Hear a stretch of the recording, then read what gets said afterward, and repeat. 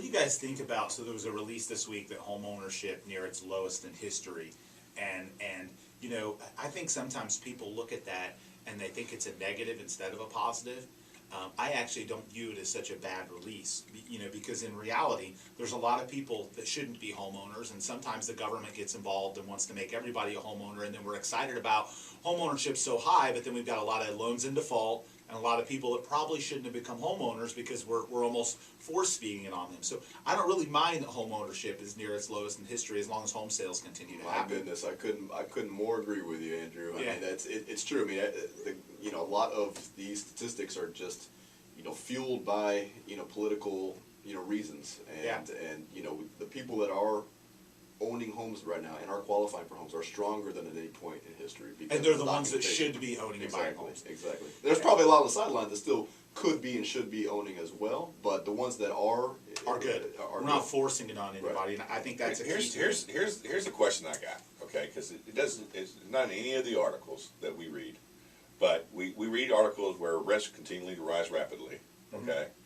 And so my thing is that again, not everybody should be a homeowner because they're not in a position because they don't have cash reserves or something. Sure. But to your point, there's plenty of people that would be homeowners. They just don't want to go through whatever they think the hassle would be to owning a home. But I guess my thought process is, and this may be a question for David, is that if your rents keep rising and you're paying X amount of rent, but you can buy a home for the same amount of money or less, why wouldn't you buy a home? I agree. I mean, I think that's a question. You know, David, you need to ask all your millennial friends.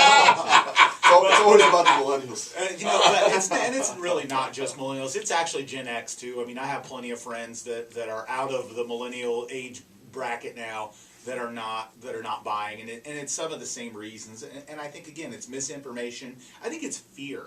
I think it's fear of what's going to happen the next down cycle again.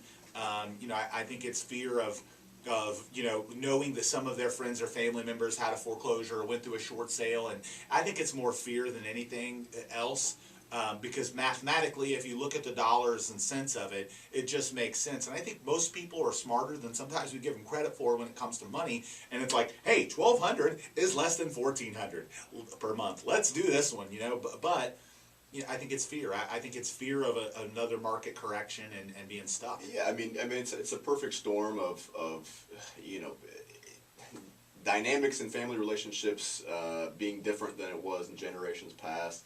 You know, having the last 15, 16 years, 2 major recessions in our country that, you know, my generation has grown up with. That's basically the norm. Sure. And you know, obviously everybody getting a college degree, not everybody, but many people. You know, a lot more getting college degrees, having these $100,000 of debt that you just talked about with student loans. I mean, that's not something that any other generation has dealt with. Even if you were getting, you know, going to medical school, you weren't coming out with hundreds of thousands of dollars in medical. But every generation has dealt with some type of crisis. Okay, well, I mean, my generation dealt with the Vietnam War, right? Right. And having to get drafted. All right. Your generation, the next generation is going to deal with something else. I mean, we can always think about the sky's falling type of theory. But again, I go back to, if you're paying rent, by the way, you're paying rent, you're really the landlord, that landlord any day can say, you know what, I want to sell the house. You got 60 days to move out. The one thing, and so now your whole world's upside down anyway. Yeah, the statistic I did see, it was, you know, homeownership among those aged 25 to 34 is 10 percentage points lower than it was a decade ago. And first-time home buyers today are 30% of the market when it's normally 40%. And I think you could probably draw a correlation that a lot of those first-time home buyers are the millennials. I think they're afraid. I think realistically they're afraid because they did go through a couple of those cycles. And let's face it, the election.